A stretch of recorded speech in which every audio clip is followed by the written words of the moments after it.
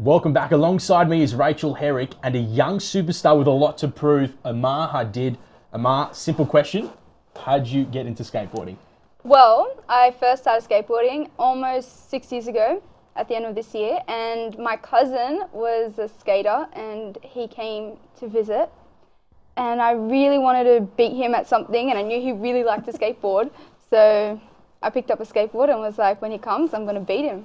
And then that's how I started skating, and I didn't realise I would love it so much and pursue it. So when you first started, that moment, did you beat him? Or did it take a bit of practice first? He was a bit better than me because he had already been able to do ollies, shove-its, kickflips, and then it wasn't very competitive. It was more like he taught me, and then we watched YouTube videos together, and then we learnt new things. Amazing. And I guess at what point then, after you beat your cousin, you learnt all these moves? Like, I'm not even going to try and repeat what those moves were. Kick it and shove it. Kick it and shove it. Yeah. Cool.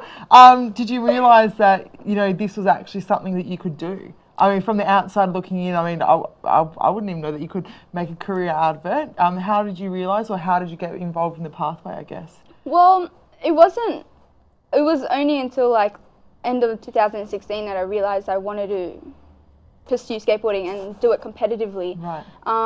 But I knew that I really liked to do it when I first started skating, and we lived not too far from a skate park, so my mum used to take us to the skate park with me and my cousin, and I wanted to keep doing it, but I didn't know that I would want to do it professionally, so right. I did it for fun for a couple of years, and then I was like, why not? Let's try it out. How much work went into it though to become a professional? Because you can go to the skate park, I mean, how often? 6 hours a day, 7 hours a day? What's the story behind it? Well, I compete competitively and in the professional divisions. I'd probably say I'm semi-professional at the moment, so I'm not completely professional yet. Professional in the skate world is defined as when you have your own deck. So when a skate company makes your own deck for you, and then you're sort of labelled as professional.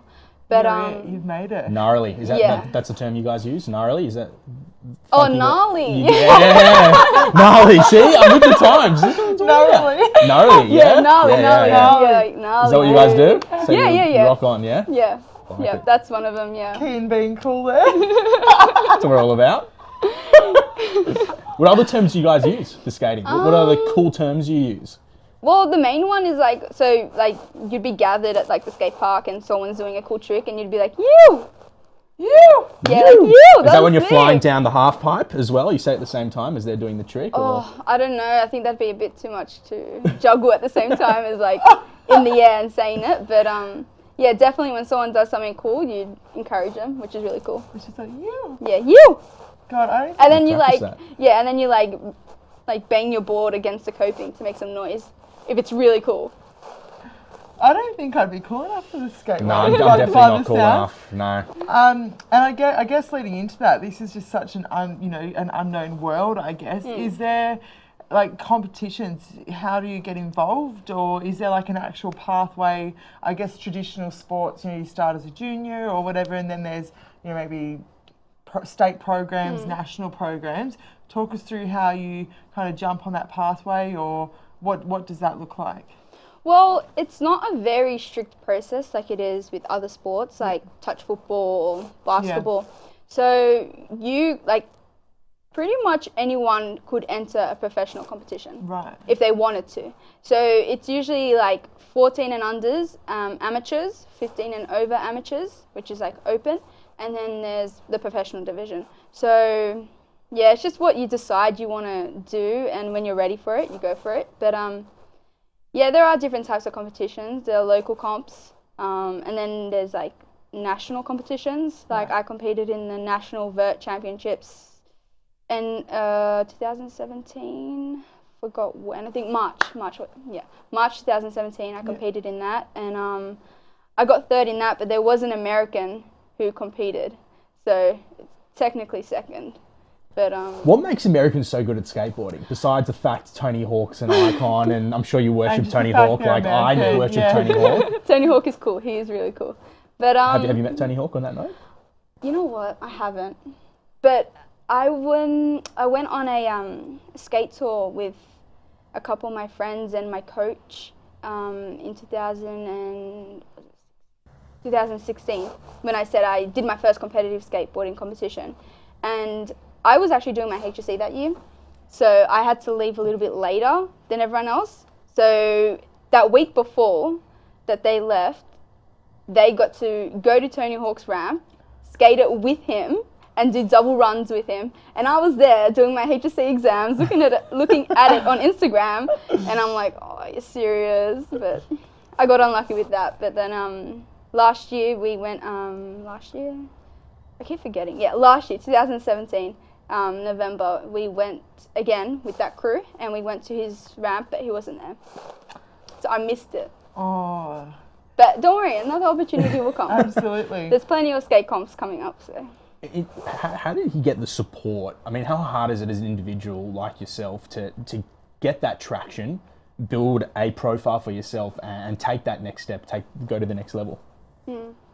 Well, I haven't spent like heaps of time like focusing on it. I just sort of just do what I want to do and what I think I should be doing, and just enjoying myself and not making it too serious. You got to be serious about it, because if you want to skate competitively, you have to be serious with any sport. But yeah, I think social media is a big thing. I don't spend like too much time on it, but just having that presence on social media builds your profile. And I've like learned a lot about other girl skateboarders through Instagram. So it was like when I first went to in 2016, when I went to my first comp in the US, it was legit like walking into Instagram. Like that's where I knew everyone from. That's like how they expanded themselves. And yeah, so it's like a little like skate community on Instagram, which is cool. In my head, I always thought of skateboarding being predominantly a male sport. Yeah. Obviously that perception's changed for me now, because you've just explained to me that it's actually very much so a women's sport as well. But how does that change? Is that how you thought of it, or you thought you can maybe change that perception for a lot of the public? Well, when I first started skateboarding, I didn't know any girl skateboarders. Like, I didn't know it was like a thing that the girls did. But as I learned more about it, and I started going to Monster Skate Park in Homebush and taking lessons there, I met girls there, and they were really good as well. So it was then that I realized that it's not just for the guys. I mean, it is dominated by the males, but girls do it, and they do it just as well. And yeah, we prove our point. Absolutely. Through our skating. So. Now, you mentioned Monster Skate Park in Homebush. I guess, so what, training wise, is that where you train, or where do you call your training home, or what does that look like for you? Yeah, so Monster Skate Park, that's where I learned everything. I mean, all my basic fundamental tricks I learned there. I took lessons on Saturdays, and I still remember how I learned to drop in, which was, that was a good day. Drop-ins when you start on the top of the half pipe and you go on in? It was just a small ramp. It was like only this tall, but it was like the best feeling in the world. And then from there, I got invited by the manager, Hagen McCreath, to join in on Thursday nights, which was like a development program. And just from there, I started getting better and better. And then I started getting private lessons. But I did do a lot by myself. I did skate a lot by myself. But it was those programs that really helped me get those basic tricks. And then from then, I was able to expand on those tricks. And so, like, once you know one basic trick, you can do different things with it. I mean, if you do like a feeble, you can do like a feeble to fakie after you learn a feeble. And then a 50, then a 50 grind, and then a frontside 50. So it goes up like that. Oh my goodness. Yeah, and so that was the main place. But then they're not open at the moment. So right now I go to Mona Vale on Monday nights. They have programs there as well. So they move all around the place. So Mona Vale, Green Hills, they're all really far from my house. But it's a good place. It's a good environment, and yeah, that's where I train. So you talked about the feeble and the fakie. For me growing up, it was always about the ollies. You can do ollies. If you can do an ollie, you're pretty much halfway to becoming a professional. But for a lot of people that don't know much about skateboarding at all, talk us through the tricks, the most difficult trick, and what you love most about skateboarding.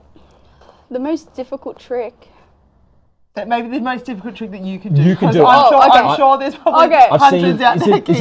It's not the, is it the hand plant or something that starts with an M? When you put your board in the air and your hands on hand the top plant, of is it hand plant? Yeah, so I struggled with hand plants for a while. And then I was at Mona Vale one afternoon and we were at the ice skate program.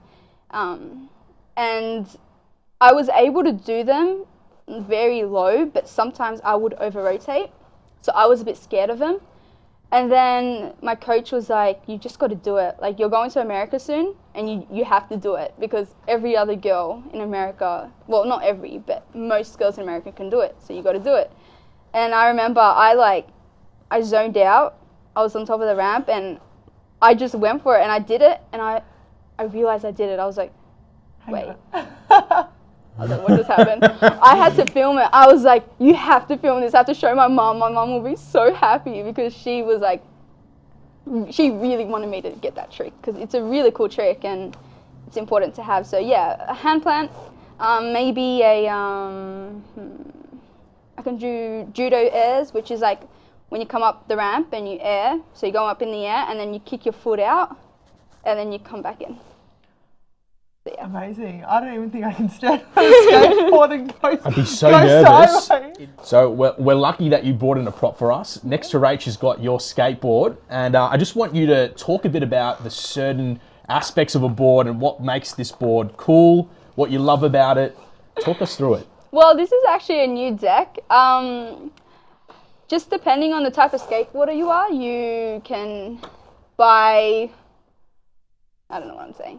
So yeah, depending on the type of skateboarding you do, there is like two main disciplines. There's a street discipline and then there's the like transition, bowl skateboarding. I'm a bowl skateboarder and a ramp skateboarder. So my skateboard is a slightly bigger than the street skateboarder would have it. So this is an 825 in width and if I turn it around, the wheels are 57.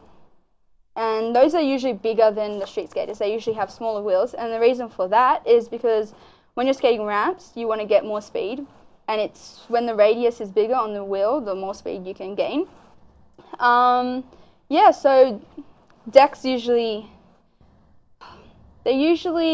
lose their pop after a couple months, probably 2 months. Pop. I like that. Popping. And what exactly is a pop? So a pop is, I don't know if I'm allowed to do this on this table. No, of course you can. Okay. No, So all for it. a pop is basically like if you imagine an ollie, which is this.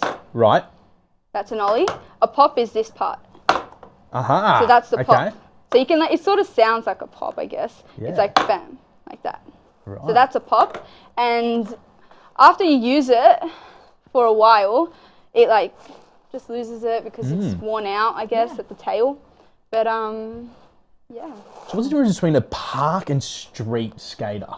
Yeah, so a park skateboarder skates ramps and sort of different types of ramps all in like a area. It's like a whole array of different types of ramps, like connected. So Five Dock Skate Park is a really good example of park skateboarding. And then a street skateboarder is someone who skates rails, stairs, ledges. Oh. So it's basically, the idea is you can, if you're a street skater, you can go out onto the street, wherever, and skate street, which is like, so find a stair set, skate the stair set. I would not be able to do that very well. Find a rail, skate the rail. Incredible.